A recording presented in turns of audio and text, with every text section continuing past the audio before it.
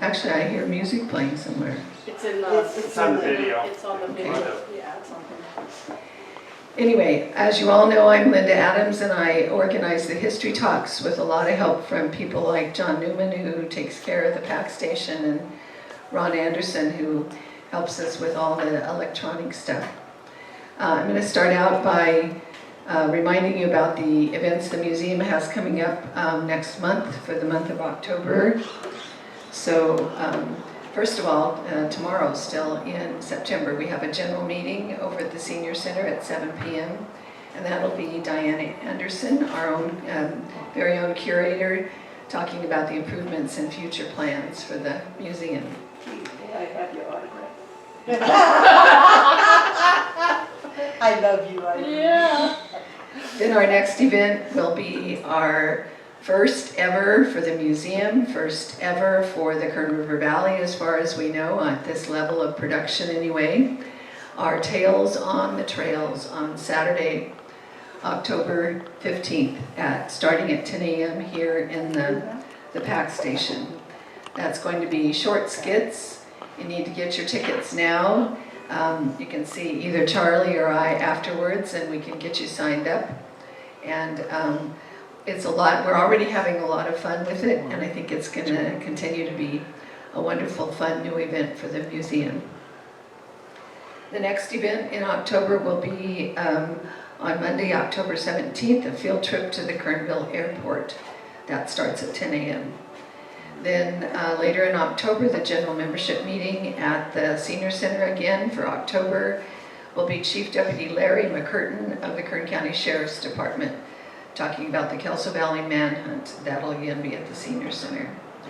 And then last but not least, our next history talk will be with Tim Kelly here on Wednesday, October 26th. We're going to start at 10 a.m., a little bit later in the morning. We're betting it'll be cooler fall weather by then. And Tim Kelly's going to be talking about Sageland and some of the other gold mining boom towns in the Paiute Mountains that helped usher in Kern County being formed in 1866. Anyway, so that's our schedule of events coming up for the next month or so. But for this morning, we have Larry Holochwost, Charles Gregory, and Rich Zimmerman to present the history of the South Fork local history program in the schools with their wonderful field trips to the high country over the years. So Larry, Charlie, and Rich, it's all yours. Thank you.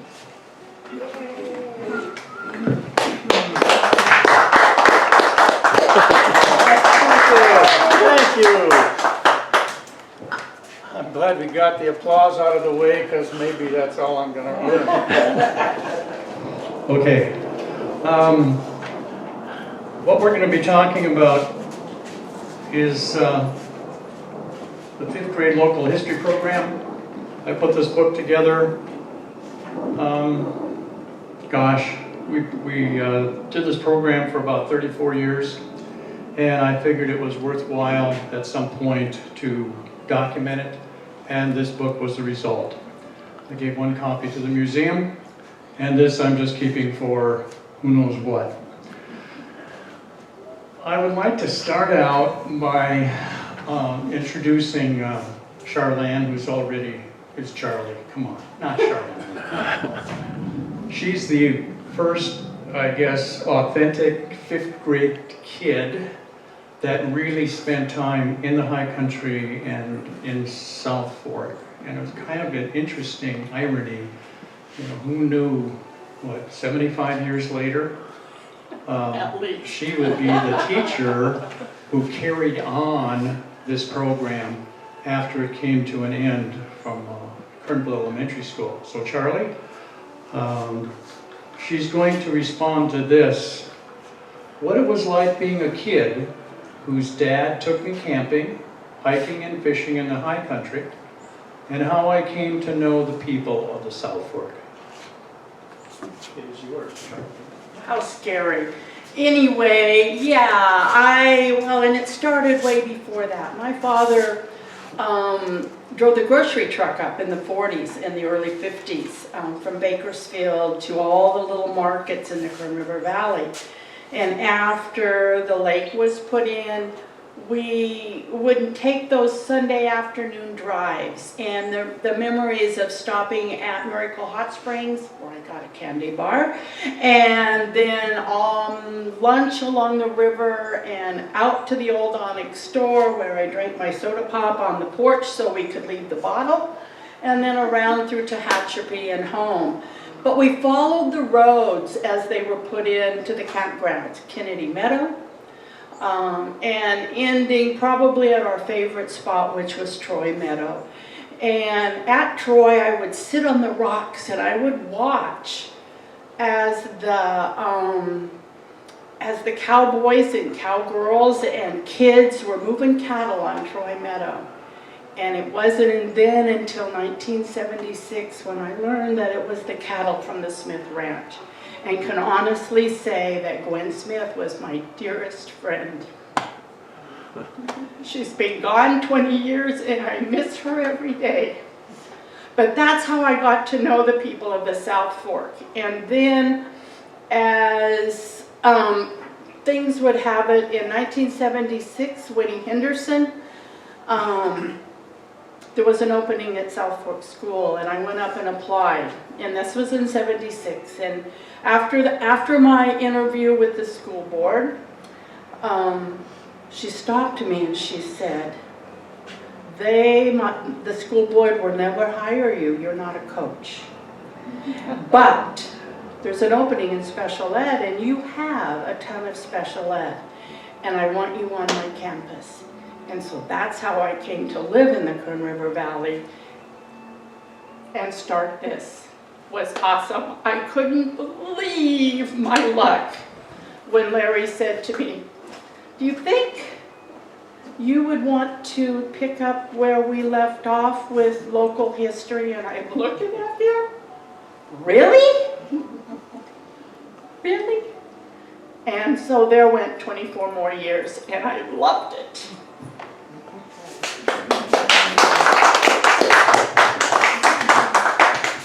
I was kind of worried that Rich and I wouldn't have any time left to talk. You did a pretty good job on it. Thanks, Charlie. Okay, now Rich is going to respond to this, how I became acquainted with Kern Valley and parts of the Kern Plateau.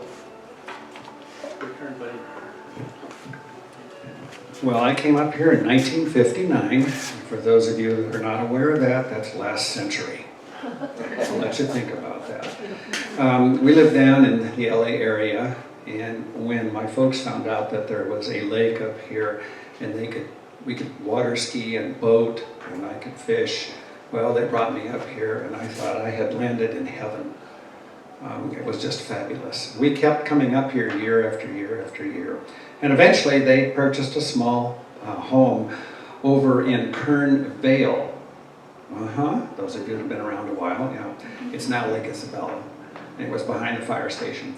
So that meant that I got to spend a lot of time up here. And as I grew older and learned how to drive, my buddies and I would hike up the Kern River and we would fish. And then later on we hiked even further. We hiked up to Forks of the Kern. My folks took me up to the plateau. And it was just fabulous, just wonderful. And I thought this was my dream location. Well, in going to college, I changed from one of my endeavors, which was paleontology, to teaching, and got my teaching credential. And I came up here in 1975 because I had applied to 93 school districts. I remember that. This was the only place that had a position open. And I got hired by this character back here. And that started Good job. a long endeavor. Thanks. So, actually, I'm the only interloper, I guess, of the three, because I came out here in 1970 after being discharged from the Air Force. And I was on my way up to Reading for an interview. Rich says he applied to 93 schools. I applied to 72, and I got one interview. That was it. That was not a good time for teachers at that time to be hired anywhere. But I stopped in Lake Isabella to visit my wife's cousin and her husband. They were a pastor and pastor's wife at the Nazarene Church in Isabella. And so it was a free meal and free bunk and board. Well, they said, well, there's 3 jobs open here in the valley. 2 of them were at the high school and 1 at the elementary school. I got the job at Woodrow Wallace teaching English and history. During that time, I spent 5 years there teaching, and during that time, I got to know quite a few of the South Fork families because the 8th grade kids at that time were attending Woodrow Wallace because the facilities in South Fork were still damaged by that earthquake in the 50s. So through open houses and back to school night, I got to meet parents, grandparents, so forth. Became familiar real quick with the South Fork. And also during that time, I met Bob Powers. He was the recreational office for the Forest Service. And once, I think it was the second summer we were here, I got a job working on the trail crew with the Forest Service. So I got to know him pretty well. It also coincided with the publishing of his book, South Fork Country. Also, I had 2 of his kids. So my familiarity with Bob was already established quite early. After 5 years, I got a job up here at Kernville Elementary School and as a principal. And I was able to hire 3 brand new teachers. We only think, how did we have, Rich? 9? Not even that many. Did we have 8 teachers? Yeah, I think about 8 teachers. And I hired 3 of them. Rich was 1, Margie Bothwell, and a gal named Kathy Hook. Kathy drew the short straw that year. She got 5th grade. And the reason it was a short straw, because she had 38 kids in one kind of small classroom. So we kind of put our heads together and came up with this idea, you know what? Maybe we can develop a program here that would relieve some of the overcrowding and also really be a neat thing for the kids. So what we came up with was I would take half of her kids 2 mornings a week and teach them on the stage. And then on, I think it was Thursday, we would switch those kids. So the whole class, the 38, would have this history program. And the history program was built around South Fork Country. Okay? So since I'd already established a friendship with Bob, Rich and I pretty much put together this program to develop a series of field trips built upon the historical places and people from this valley. So Bob took me on a tourist's tour of the entire South Fork Valley, introduced me to some of the old pioneers that were still alive. Gwen Smith was one of them, Weaver and Hattie Hand, John Nickel, probably a couple others too. So I became very familiar with the interesting spots from the Kelso Valley Loop, all the way out to Quakers Pass, up Bay Ranch Road, all this area. And so the program was built upon studying 1 or 2 of his chapters in that book for a couple of weeks, and then we coordinated field trips that would actually visit those places that we learned about in the classroom. And Rich is going to talk about kind of the nuts and bolts of what that program was, because it was not just a good idea. This was a very well thought out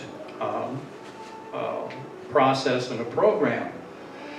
And the foundational structure that we built at that time was so good that it lasted for 34 years. And I'll talk later to kind of the keys to success, why that happened. But we paid attention to so many little details that we really, I don't think we really had many surprises, did we, Rich? No. No. And by the time... Snow. We had snow. Oh, sure. Go ahead, Charlie. No, you got it. No, I know. No, but anyway, so, Rich, would you like to go ahead and you talk about the nuts and bolts? Okay. If the nuts and bolts all fit together, it's been 38 years since I've taught in a classroom South Fork history. But basically, once we got the program kind of started, there was a lot of things that had to be taught in the classroom. 2 students were then given a book, and they shared that book. We taught them that the raising of the hand meant that they stopped what they were doing. She's raising her hand because she was trained. The kids would raise their hand. They would stand beside their desk and pay attention to the person that raised their hand. So what we did was we taught the kids that they had to respond to an adult raising their hand. As you see, we were going to take them out to different places in the valley. And therefore, they had to respond if there was danger, or if there was something that we wanted to explain, if there was a historical fact, they had to respond right away. Okay, and then we had a discipline system. Now, of course, probably nowadays, the powers that be would find this, they would just be horrified by what we did. But you had to respond. When the hand was raised, you listened to the instructions. If you did not, you got a check. And if you got so many checks, then you were out of the first field trip. And the idea was we had to have complete discipline so the kids didn't get injured. In all the years that this program ran, we had no problems at all. We had a scratch, and a Troya cactus, and little bruises here and there, but nobody got seriously hurt because they were always aware of the discipline that we imbued in them. So, techniques from the classroom were transferred to safe behavior and field trips. So once the kids were prepared, they responded, then we took them out on a field trip. First field trip, major field trip, was behind Kernville School, because this started at Kernville School. So Larry and I would take the kids in a meandering course up there, which we had already walked and pre-planned. And then we would stop every once in a while, hand raise, to observe how the kids responded. Once a check was administered, everybody was awake. Everybody was aware that we meant business for their safety. There were areas I remember when we were hiking back up there, when Larry raised his hand, the instruction was, we are going through hostile territory. Therefore, you are to remain absolutely quiet. Now, if you go back to the pioneer days, there were areas where they had to be very, very quiet. Are you with me? Okay, so local history facts. Once they had the books and so on, my job, and Larry would help, would be we would go over different facts about this valley. My gosh, now I was a city kid, so I had to learn fast. And reading through Bob's books, listening to Larry, listening to Bob Powers. Oh my gosh, have you ever listened to Bob Powers? Oh my goodness, that is just a wealth of information, just incredible. So we'd teach the kids historical facts. We would develop vocabulary with them, different implements that the pioneers, that the ranchers used and so on. So they learn those techniques, they learn those things. Student awareness of pioneer life. They learned that pioneer life was rough, it was tough, it was hard, and yet by all working together, they were able to complete a good life here. Learning and singing about 20 songs. So Larry and I both play guitar, so we introduced songs, some of them silly, some of them sad, and some of them have historical value. The kids learned to sing. They were not really good at singing, but they really enjoyed it. They had a blast, though. Many of them had never sung anything like this before, so they had a really good time. So in the orientation hike, looking around at the kids, making them aware of following instructions and so on, it was really important because we were eventually going to take them into people's homes. We were going to eventually take them to graveyards. We were eventually going to take them to historical sites. Therefore, they had to follow instructions. They had to be aware of the things around them.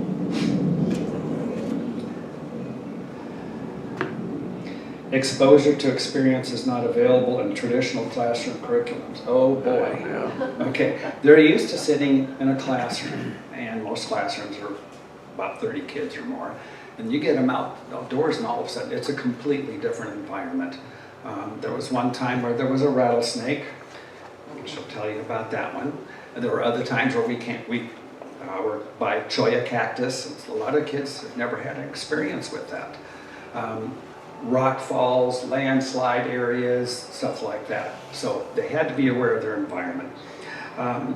We also, since we were going to people's homes, and some of them pioneers, some of them old timers, it was very important to us to teach these kids to be polite, to always say thank you to the people's homes they visited.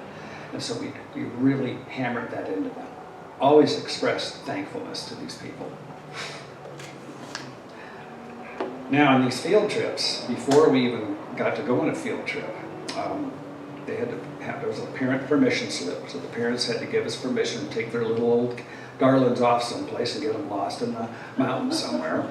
And then what this led to, so we had field trips to various locations in the valley, and Larry will explain the map later on. You'll see sometimes we were driving, 60, 70 miles and stopping at different locations, talking about the pioneers, talking about the different things that happened in that location. All right. And the idea was to build them up to the high country trip. The high country trip was very special because there was an overnighter. Now, picture this, a beautiful meadow at 8,000 feet, and you have 30 kids. And their parents were not invited.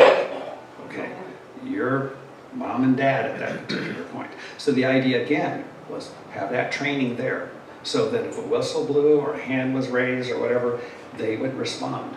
However, once you let them go, Larry will tell you all about that. Oh boy, oh boy. Okay, and there were camping gear. The camping gear was also a needed thing on this high country trip because a lot of these kids had never gone camping before. So what do we need at 8,000 feet? And so the kids would then go home with a list. Parents would go over that. They would go over it. They'd bring their camping gear a week ahead of time, I believe.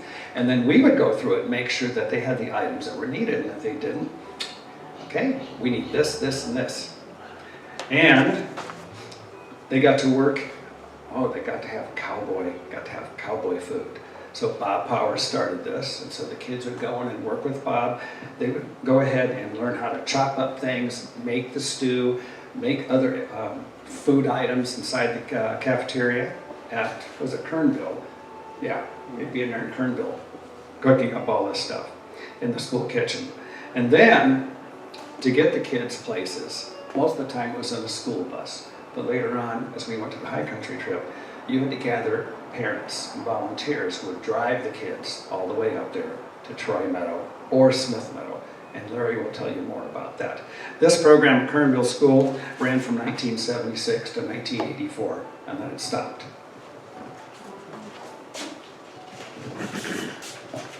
Yeah, one of the things, as far as supervision, when we had 30 kids, we usually had between 15 and 18 adults to go. The staff, it was the staff that we took and their spouses. The reason for not having parents is probably obvious to all of you who are parents.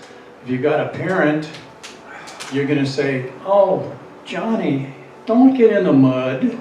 You're going to get your shoes dirty. Stay away from that tree. You're going to get poked. We wanted those kids to be kids, and boy, were they kids. That was really, really fabulous.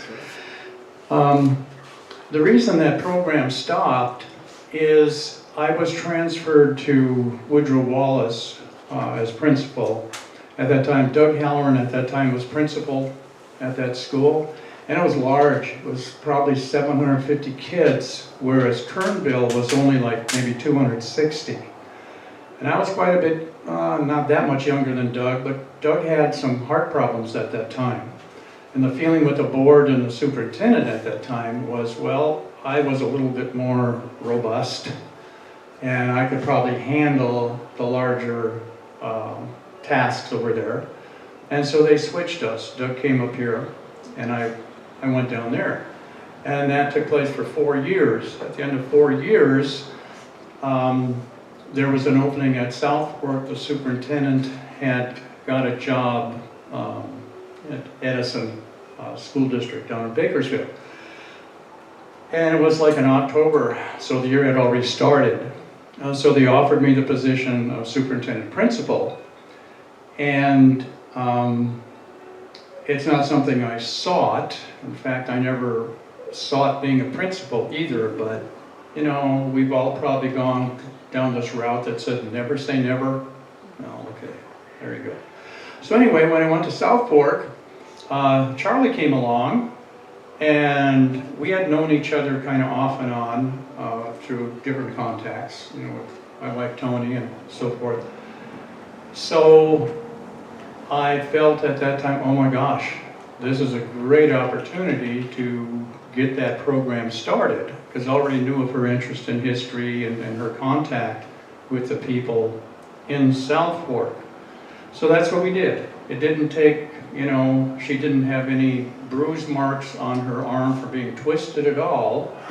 It was almost like before I got the words out of my mouth, she was jumping at it. When do we start? Like any program, even though we had developed the foundations of it, and the first year that we did it, and the last year we did it, the foundations were the same. They were that successful. But there are revisions that Charlie changed a number of things that actually enhanced and improved the program. And, you know, she doesn't have her horn this morning, so she's not going to blow it that much, but I will... I do have my whistle though. Oh, yes, I want about that. So, anyway, oh yeah, let me just tell you a little bit too, back up just a little bit. This program with the songs, with the cooking in the kitchen, with the learning how to navigate through boulder piles and dips and dives in the desert, on the hikes and so on, and the Joshua trees and so forth. That also gave us an incredible opportunity to do vocabulary development. You know, to point about how different things, not only the natural flora and fauna and so forth, but talk about different activities perhaps that the pioneer farmers and the ranchers, the Indians did. We took them to plenty of bedrock mortars, things like that. So it was really, really a well thought out program. The songs, one of the songs we taught them was "What Was Your Name in the States?" And the first verse of that is, "What was your name in the States? Was it Murphy, McDonald, or Gates? Did you happen to draw on your mother-in-law, then sink the old lady with weights? My friend, what was your name in the States?" We got an opportunity to talk to them. What did that mean? What was your name in the States? Well, there were a lot of parts of the country that hadn't achieved statehood at that time. And if you were kind of not too interested in people knowing what your name was for whatever reason, you went where, it was just wild country. And, what was this, sinking the old lady with weights? Well, one of the ways of making a living for certain people was robbing stagecoaches. Things like that. These things opened up so many opportunities to these kids. And like Rich had pointed out, the field trips that we took, those little, you can come up and look at them later, but we started with that's, It's all tangled up. Rich didn't know he was gonna be a grip this morning. Thanks, Rich. It looks like, yeah, that's all I It get. looks like a fishing Well, that's good, nest. that's okay. Okay, this is Kernville, where we started the trip. And then it goes all the way along here, around Kelso Valley Loop, South Fork Valley, up through Highway 178, all the way up to Walker's Pass. And then on Highway 314, 395, up to Nine Mile Canyon, the cattle chutes up here. And then way up here to Smith Meadow, Powell Meadow, Granite Knob, Beach Meadow, Troy Meadow, Chimney Meadow. These big red buttons here reflect where we actually camped and had campfires. Okay? The black ones by themselves are new field trips that Charlie added into the program.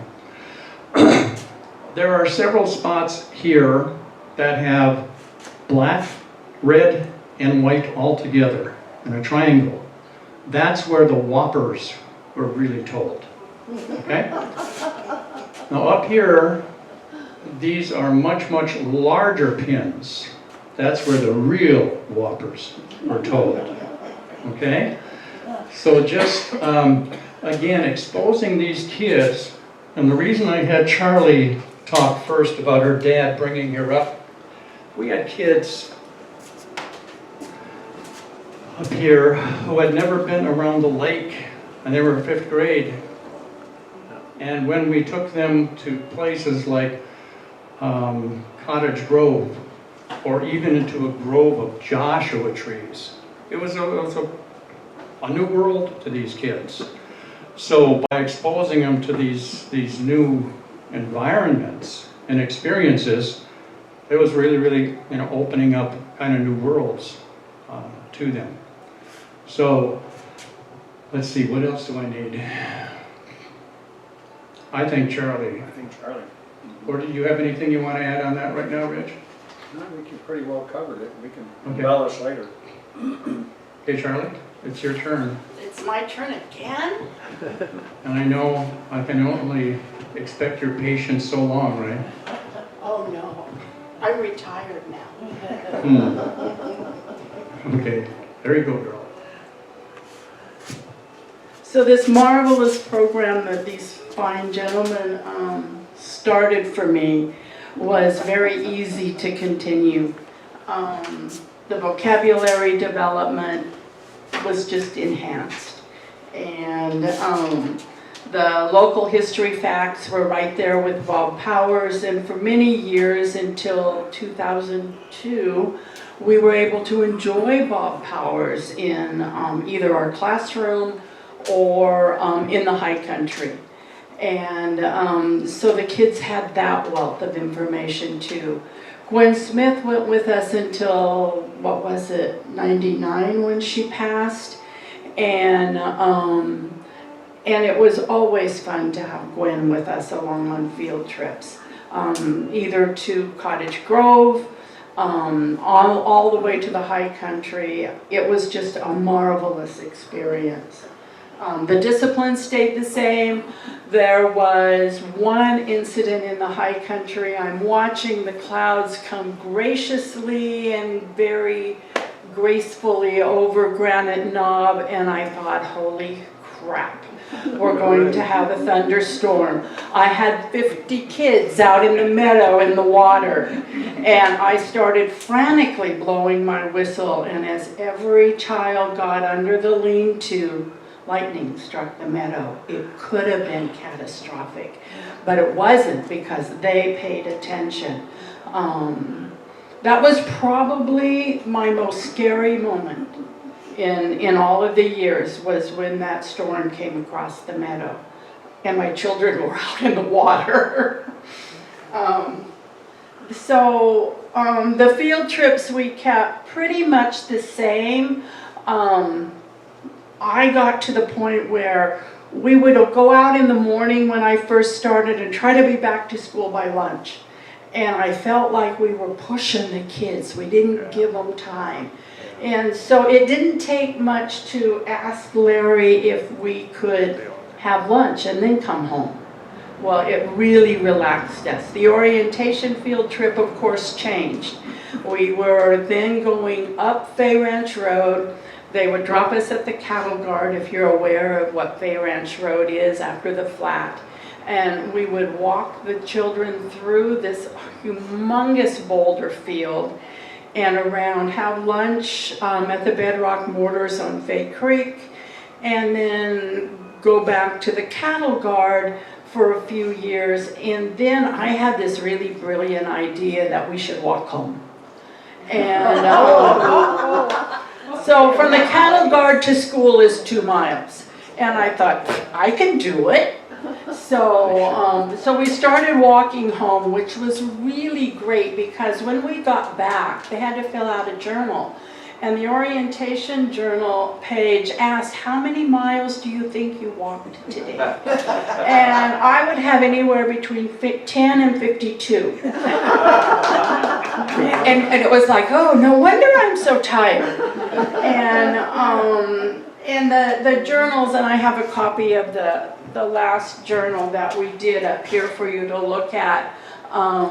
They always had a page and then a place in there for comments. And one thing that we had trained all along was that comments, you needed to be thankful for what you did. And so, and if you had questions, because some kids didn't want to ask questions out loud. And sometimes they really sent me to the books with their questions so that I could answer them in their journal. I read every journal. If they didn't do the work, that's where they got another check.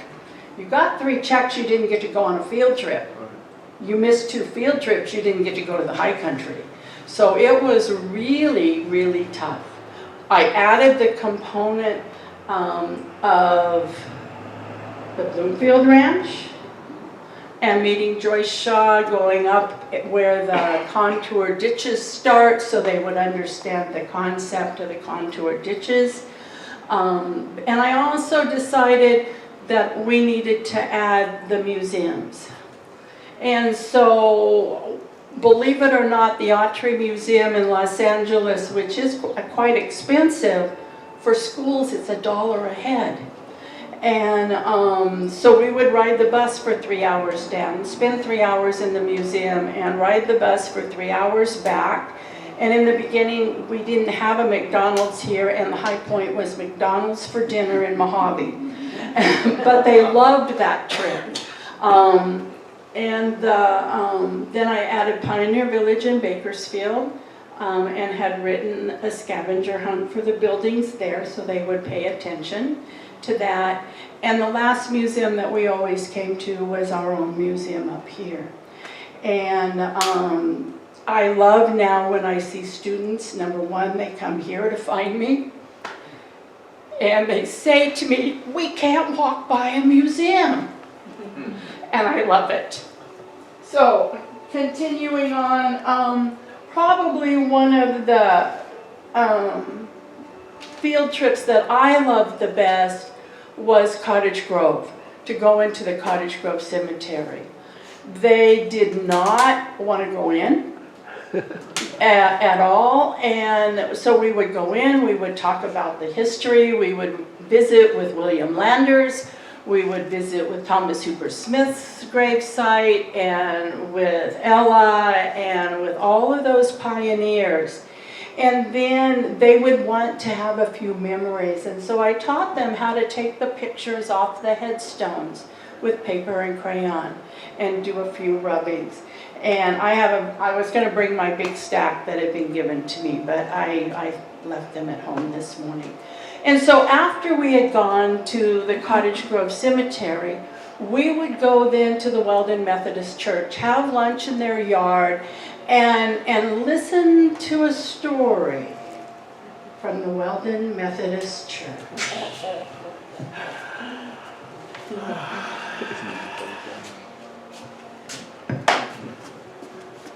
And according to some people, I should have wound up in prison. one of the things that worked so well with fifth graders, and the reason we picked fifth graders for this program is that the age was optimum. They still liked school. They still pretty much liked their teachers. They were curious. They were excited about new experiences. So we kind of had it going in the right direction for that. And like most kids, and adults even, gullibility was just hanging like fruit there, okay? So one of the things that started really early in this process, the first high country trip that we took, what the routine would be, Rich and I would go up the week before to where we were going to camp and make sure that there weren't any dangerous branches from the winter or potholes for the vehicles and so forth. And also would give me an idea for how I would develop the true story for that weekend based upon whatever, maybe a rock pile or a pile of cow manure, or every once in a while there's a pile of bear dung and so forth. So there's all kinds of things that you could do. But then as time went on, it was with Charlie and at South Fork that it sort of morphed into this opportunity to tell this wonderful, wonderful story about what happened in that church way, way, way back when it first got started. And I built the story based on a story from one of my favorite authors. His name was Patrick McManus. This guy wrote for Outdoor Life, Sports Afield, Field and Stream. He was a professor of English up in Eastern Washington University, and hilarious. Any one of those stories would make you all pee in your pants, okay? So I simply adapted this story, and it was a story about a mom who had two kids who a single mom, just working her fingers to the bone, so forth, and would have every once in a while the traveling priest, come over to her house for a chicken dinner. Well, I just went ahead and moved her house into the church, because the Weldon Methodist Church has its sanctuary over here, and then there's a room over here. And I placed her home in this room, okay? And that her job was to clean the church, keep the yard clean and so forth, and to see what she could do to survive with her children. Well, the way she survived with her children was every year, in the spring of the year, she would order little baby chicks, mail order from Sears and Roebuck. And they would come, parcel post, I guess. And she would go ahead and turn them loose in the yard, fenced out and so forth. But this one year, it got super, super cold, and they were going to freeze to death. So she decided, well, got to keep them warm. So she decided to keep them in the attic of the church. Well, of course, there was no attic. There hadn't been an attic in there probably ever. But the kids, of course, imagined that it was there. And the story was built upon the continuing growth of these chickens over the months, because it continued to be really, really cold. So they got larger and larger and larger. And they started making noises. And they started, they needed to be cleaned and so forth. So I built that whole scenario about the kids having to get up there and swing from the belfry rope to get down amongst there and take out the chicken manure. Okay, so this priest comes along, and his favorite food is chicken, okay? And while he's waiting for him to be served, he hears these little scrabblings and so forth up in And he's kind of confused, like, what is this? And the mom is just horrified, that he's going to find out. Well, then he tells the story that when he was a kid, his brother found a wounded bird outside, and he brought it in the house, and he wanted to show this priest, his brother, this poor wounded bird. Well, the bird revived and flew in this priest's face when he was a child. And he said he fainted. He got so dreadfully frightened, they just fainted. They thought, even as a kid, he was going to die. Well, you know what's going to happen. So, as they sit down for their first bite, it's more scrabble and scrabble. Well, what had happened, the chickens had broken through the fence up there off of the stairs. And of course, there were no stairs there in church, but there were in the kids' minds. So he said, there must be a rat. Jumps up, goes over there, opens up the door, and here's about 50 big chickens looking at him in the face. And he's totally shocked, and they fly at him in his face, all over his body. Well, he remembers what happened to him as a kid, and here he's almost dead, laying out there, okay? Well, that's the real short part of it, okay? With a few embellishments, it really turns out to be a wonderful story. But then, I thought, I've told this story now for about 5 or 6 years. I gotta put a little twist on this, okay? So I'm gonna read you the little twist. It'll only take a few minutes. I want you to notice that Rich and I can't look at each other.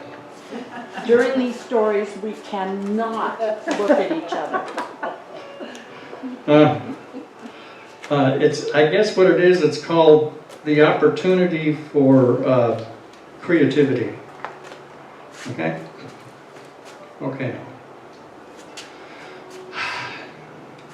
Dear Mr. Holochwost, this is a letter. You might not remember me, but I was a student in Miss Gregory's class many years ago. I remember the great field trips we used to take and the wonderful true stories you told us.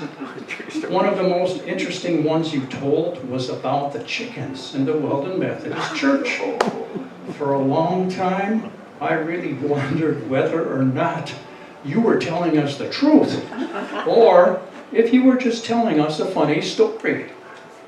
Well, yesterday I was in Onyx, and I have to tell you, I met someone who was actually one of the people in the story you told us. It was none other than Father O'Toole, the priest that came to Sunday dinner at the Weldon Church so many years ago.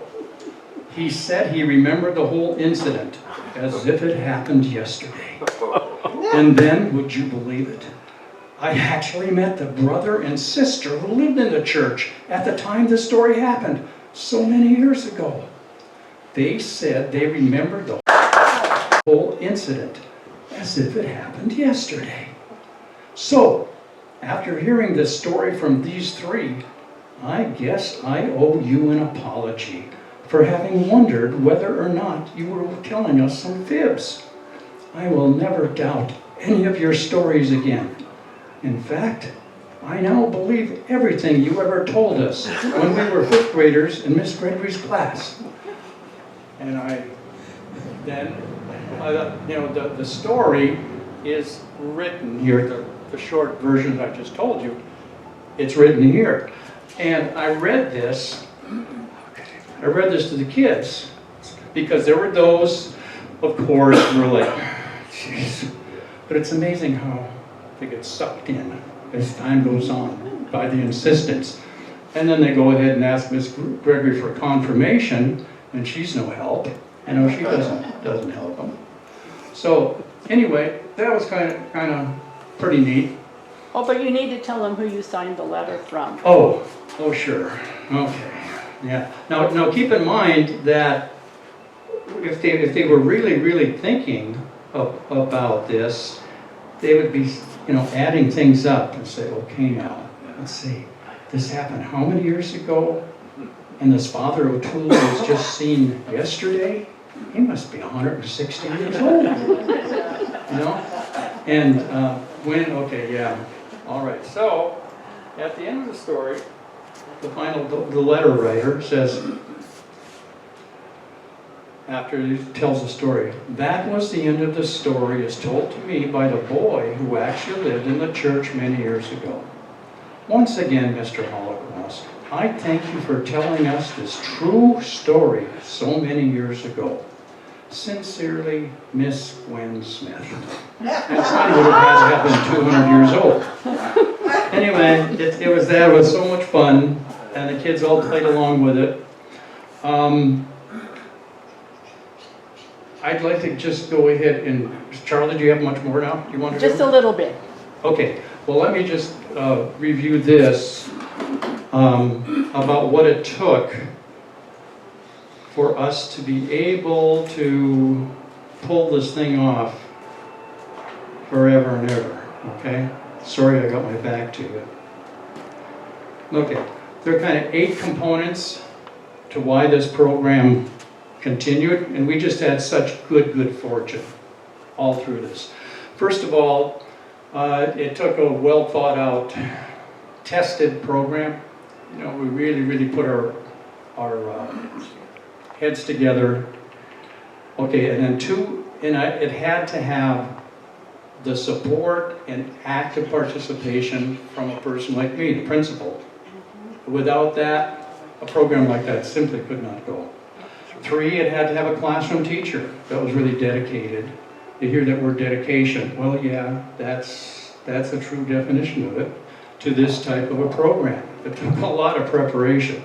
4, and support from the district superintendent of the district, which we had from Kernville Union when a guy named Dr. Kibbe came through. And he's the one who hired me up here for Kernville. And also from the Board of Trustees. Amazing, the Kernville Board was behind it from the beginning. When I went out to South Fork, they were just, go for it. It was great.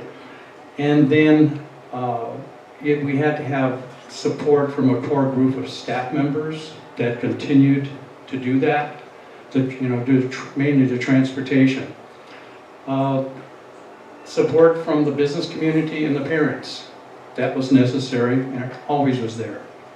And then just year after year after year after year of success. I remember the only kid that ran into a choya. He got it in right up here on his thigh, into his jeans, and I took my pocket knife out and said, now just hold on, and just put it under the burr and yanked it out.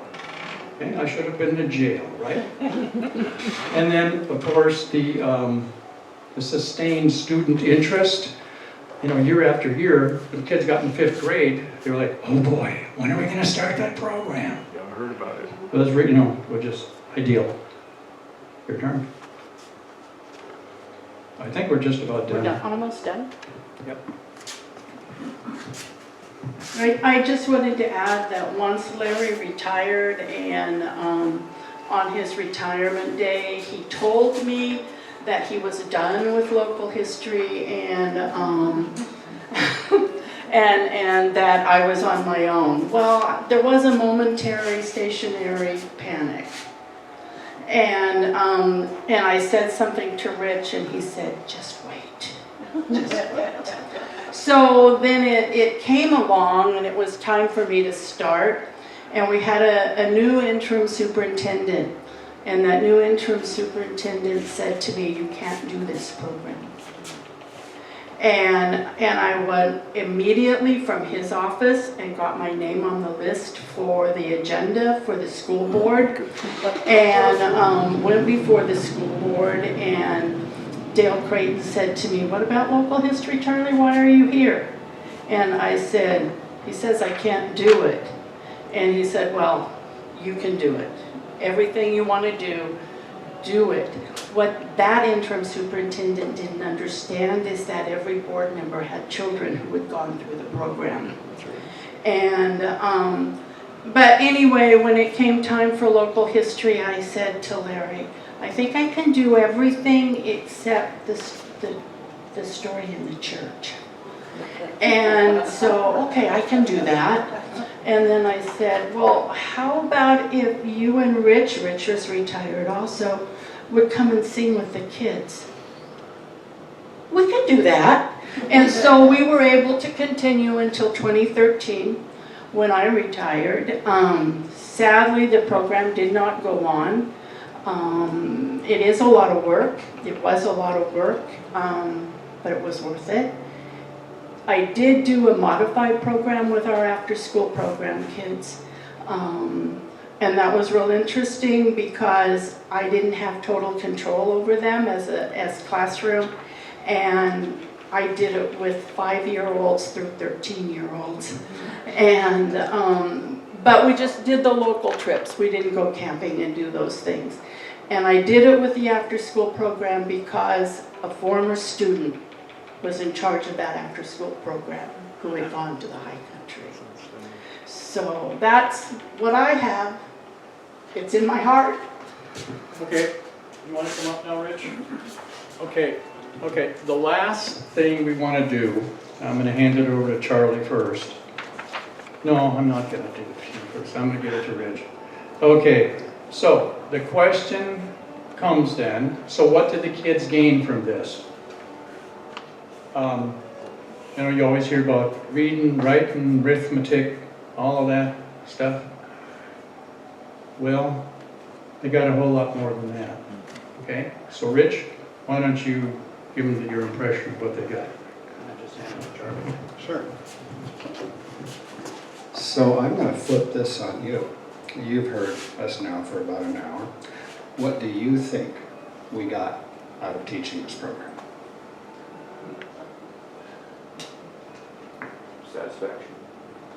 What else? Reward. So Yeah.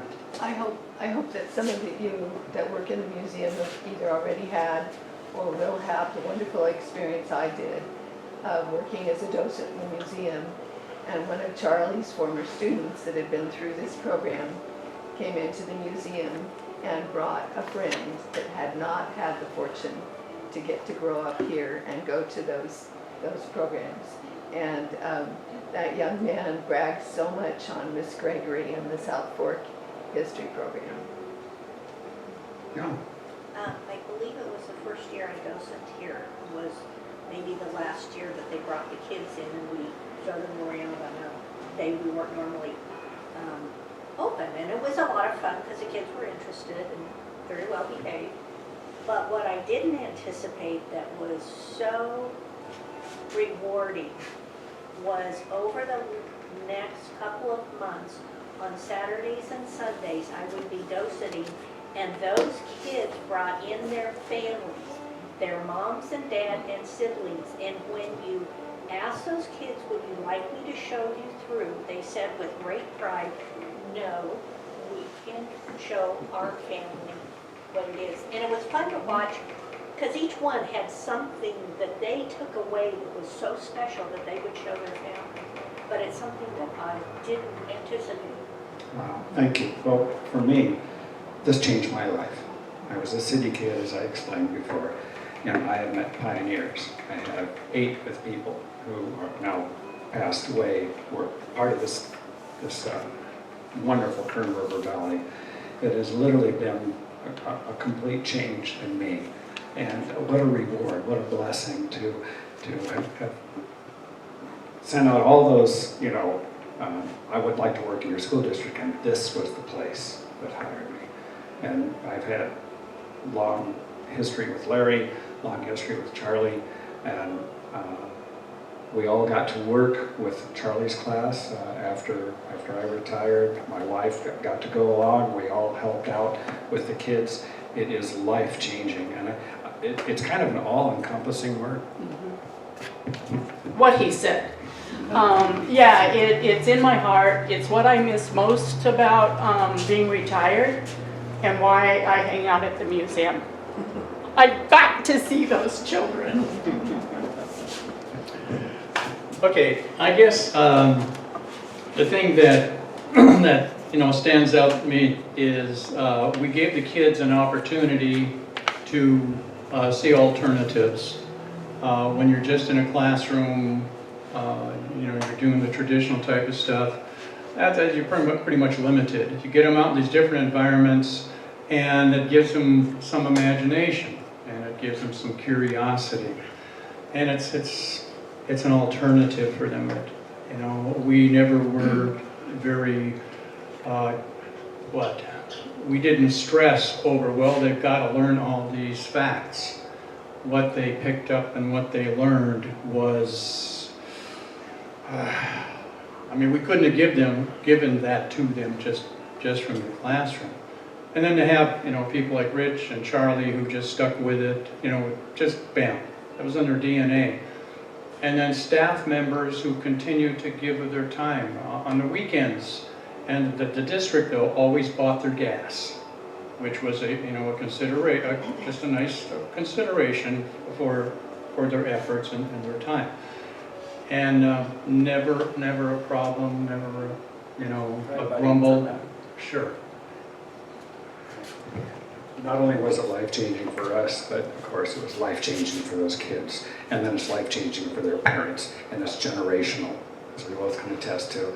A student I'm friends with on Facebook, he still teaches his kids and grandkids those songs we sang. Wow. One comment that I have, that these enrichment programs like this makes a big difference in school overall. In other words, the kids, every kid needs to have a reason to want to come to school. And I don't know if you thought of it this way, but think of all the work during class time that got better because of this program. It did. It's true. It did. Yeah. Barb? And there were kids that maybe weren't successful in academics, but when they could go up to the high country and show their buddies how to put their tent up, they found their niche and they found ways that they could really shine and be successful up there and just step up. And that success builds more success. Sure. How many fourth graders couldn't wait to become fifth graders? I mean, it was like, boy, when we were going to do that. We figured that over these years, it was probably just right around 1,000 kids that went through that program.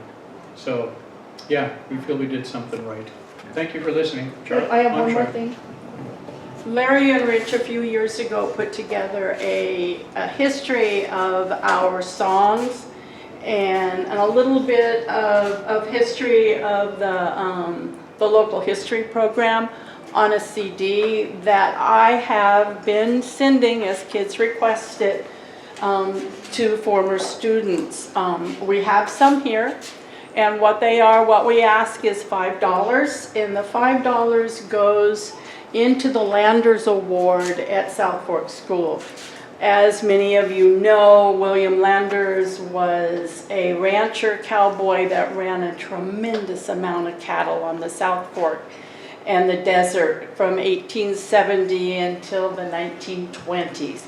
When he passed, he left a scholarship program for South Fork School that is called the Landers Award, and to win the Landers Award you have to have attended South Fork from K through 8th grade. You have to have the highest academics in those years where that is taken, 4th through 8th grade. And then their name is perpetually in school. It's in the gym at South Fork School. Their names are all listed. It's a very coveted program. And we use that, the $5 we sell this for, to go back into the William Landers Fund, as it's not any longer just being able to use off of the interest of the money he left in 1920. So if you're interested, it's up here, and you'll get to hear all those wonderful songs that we sang with the kids. It was great fun. It truly was great fun. Thank you. Thank you.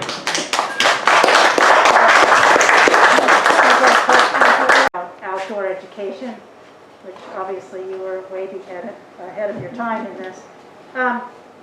What, in terms of impact on the students, did you see more of the students returning to the valley because they had a sense of place after this program, to bring maybe they went off to college, whatever, and then they come back and utilize their skills here. I Anything don't like know if I that? know the answer to that. You want I think that's hard to quantify. Yeah, It's I hard don't to know come that we back know the here. answer. Because they're at their jobs. Yeah, I know. Well, there are jobs. There's teachers, there's forest service, there's a hospital. That's pretty But limited. post, having done other programs